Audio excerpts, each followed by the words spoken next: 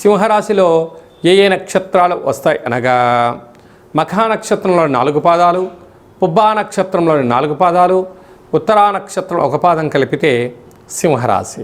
రాశాధిపతి రవి భగవానుడు. రాశిలోనే కేతు సంచార స్థితి ఉండడం వలన ఉన్నతమైన వృత్తులు, ఉద్యోగ, వ్యాపార కార్యకలాపాలు ఆచరింపజేసేవారు. దూరపు చూపు, ప్రణాళిక, ఐశ్వర్యకరమైనటువంటి జీవితానికి చక్కగా ప్రయాణం ఏర్పాటు చేసుకోగలిగినట్లయితే భవిష్యత్తు చాలా బాగుంటుందని చెప్పి గమనించాలి. ఏడాది తర్వాత కుజభగవానుడు 2వ స్థానంలో సంచారము చేయడం వలన కుజదోష ప్రభావం కారణం వలన ధనపరమైన చిక్కులు పొంచి ఉన్నాయి. తస్మాత్ జాగ్రత్త. 7వ స్థానంలో రాహు సంచారం చేయడం వలన ప్రేమికులు, భార్యాభర్తలు చాలా విభేదాలకు గురయ్యే పరిస్థితి చాలా అధికంగా ఉంటుంది. తస్మాత్ జాగ్రత్త. అష్టమంలో శని భగవానుడు సంచారం చేయడం వలన